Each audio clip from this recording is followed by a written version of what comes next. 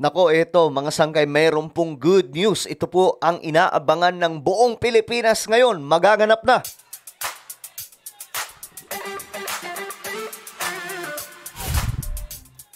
So marami po ang nag-aabang. Kailan nga ba makukulong ang mga buwaya? Ito, may bagong update po tayo mga sangkay na ikakatuwa ito ng marami sa ating mga kababayan. Okay? Nako. Anyway, bago tayo mag-umpisa, sa mga hindi pa po dyan nakakapag-subscribe sa ating YouTube channel, tayo po ay 1.57 million subscribers na. Kaya naman kung hindi ka pa po nakakapag-subscribe, makikita nyo po yung subscribe button sa baba ng video na to. I-click nyo lamang po yung subscribe, i-click ang bell, at i-click nyo po yung all. Sa mga nanonood po sa Facebook, syempre, i-follow nyo po yung ating Facebook page. Okay, ito yung update ngayon. Dahil marami po ang nag-aabang, kailan nga ba makukulong? Ano ba, may makukulong nga ba? Marami sa mga Pilipino, marami sa ating mga kababayan, nagdududa. Subalit, ito na ang balita mga sangkay ng Marcos administration ngayon. At susumite ang Sandigan Bayan sa Korte Suprema ng mga alituntunin para mapabilis ang paglilitis sa flood control cases. Live mula sa Mandaluyong, nangunguna sa balita, si News 5 Justice Correspondent Camille Samonte. Kapatid ng sabi ng mga maestrado sa usaping ito.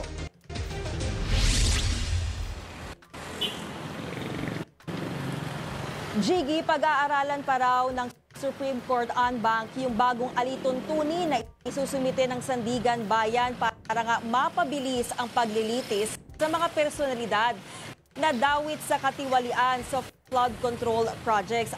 Ayon kay Chief Justice Alexander Hesmundo, agad nilang susuriin ang rekomendasyon ng Sandigan Bayan kapag naipasa na ito sa kanila. Okay, so gusto ng Sandigan Bayan mapabilis ang proseso. Ito ngayon mga sangkay ang gustong mangyari nila na mabilisan. Kasi alam nyo naman sa Pilipinas, kapag tumatagal, nakakalusot pa ang mga lokong yan. So mas pabibilisin at kailangan po ng approval dito ng Supreme Court. Alam daw nila nang gusto na ng publiko na makitang may managot sa issue ng korupsyon. Pakinggan natin ang pahayag ni Chief Justice Hesmundo. Any rules that may be proposed by any court, whether it's collegiate courts, Sandigan, CTA, and CA, will have to be reviewed by the court and bank. For sure, we will review immediately these rules and see to it that they are implemented, properly drafted.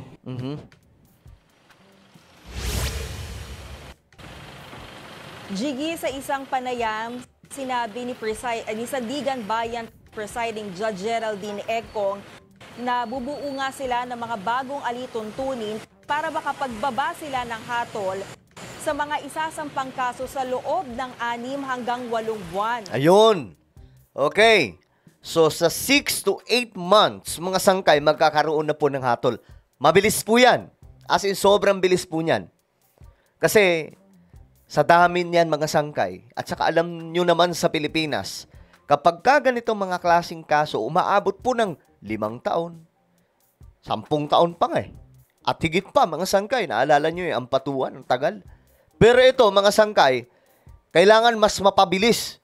At yung proseso dapat, yung ano talaga mga sangkay, yung momentum ng proseso, tuloy-tuloy. Hindi po maaantala. Para po mapabilis ang paglalagay sa kulungan sa mga buwayang ito. Naka-ready na nga po yung ano . Diba, nakita nyo naman, naka-ready na po yung mga kulungan, mga sangkay ni PBBM sa lahat po ng mga korap. Sa susunod na taon daw, siguradong may desisyon na sila sa mga isasampang kaso ng Ombudsman. Okay, yan po yung assurance. Next year, may mga desisyon ng magaganap. Sa madaling sabi, next year, sigurado nang may mga makukulong. So itong taon, wala pa. Pero next year, sigurado na daw pong may mga makukonvict na po dito mga sangkay. Nauna nang sinabi ni Ombudsman Boying Rimulya na plano nilang kasuhan sa Nobyembre ang mga dawit sa mga anomalyang flood control projects. Jiggy? At Camille, maganda yan no, kung talaga mapapabilis kasi kahit mismong si Chairman Andres ng ICI, aminado napaka-tedious ng proseso para makuha yung hustisya. At ito talagang hinahanap ng taong bayan, yung hustisya dito sa mga laban sa mga magnanakaw na ito. Pero Grabe, no? Realidad yan sa Pilipinas. Pag dito sa bansa natin, kahit na anong kasalanan, yung proseso ang tagal. Lalong-lalo na po kapag ang involved dito ay makakapangyarihan. Kasi nagmo-motion pa yung mga yan eh.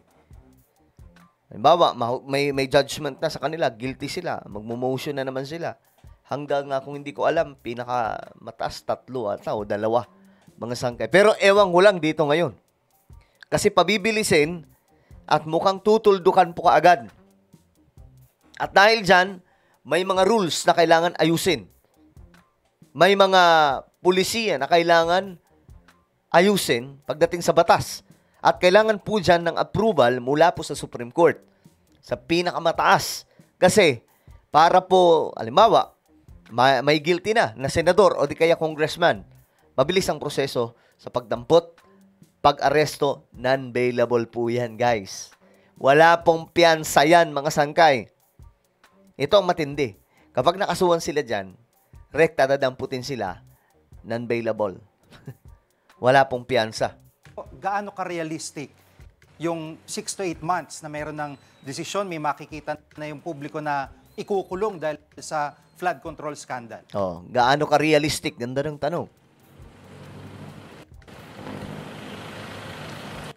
Jiggy, ayon kay Senior Associate Justice Marvic Yonen, bago pa pumutok itong kontrobersya sa flood control projects, ay tinatrabaho na raw ng SC ang pagpapabilis ng proseso sa mga korte. Yun. Hindi lang daw kasi sa Sandigan Bayan posibleng bumagsak ang mga kaso, kundi maging sa mga regional trial courts. Ayun. Alam din daw ng Korte Suprema na sa hudikatura aasa ang taong bayan para managot ang mga may sala. Ayun. Narito ang pahayag ni Senior Associate Justice Leonet. Medyo nabubuhayan ako mga sangkay no, sa pagkakataong ito. Kasi ito po yung first time under the Marcos administration, dito yung punishment nakikita natin sa lahat ng mga korap.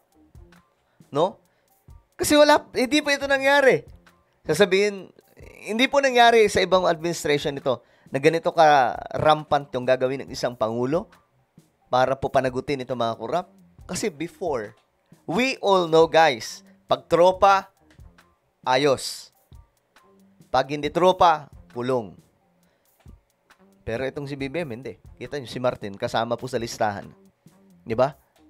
Mambihira. So, ngayon, mga sangkay, kailangan mas mapabilis to. 6 to 8 months, okay na yun. Goods na yun. Makakamit na natin ang hustisya. Pero by 6 months, next year, 6 months mula ngayon, next year, makikita na po natin na may mga binibitbit ng mga personalidad papunta sa kulungan na inihanda ni Pangulong Bongbong Marcos sa mga ito. Yun po yung good news. So, ngayon, ayusin lahat. Pati po yung mga regional trial court, kailangan mapabilis yung proseso. So, ito daw ngayon ang inaayos ng Supreme Court, mga sangkay. The judiciary has to remain impartial. At the end of the day, we will have to receive the evidence, and we are hoping that the cases are built up properly.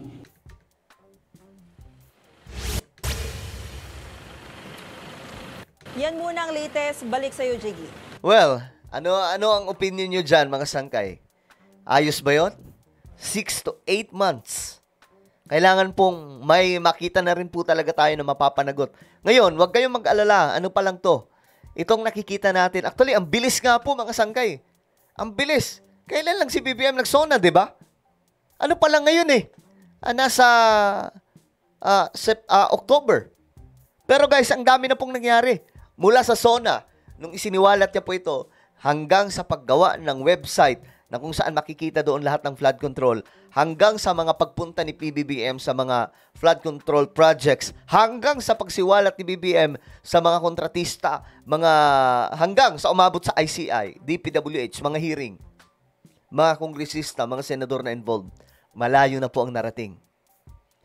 Hindi po mabagal. Mabilis po ito ngayon, mga sangkay. Tumuturbo po ang pamahalang ito sa pagpapanagot. Hindi po ito nangyari noon. Dati mga sangkay, di ba? Wala namang ganito. First time po ito na nangyari na may kumalaban na sariling gobyerno sa gobyerno rin po na nagpapatakbo, no? Nitong mga sekretong mga tao na nangungulimbat na tinatawag na sindikato.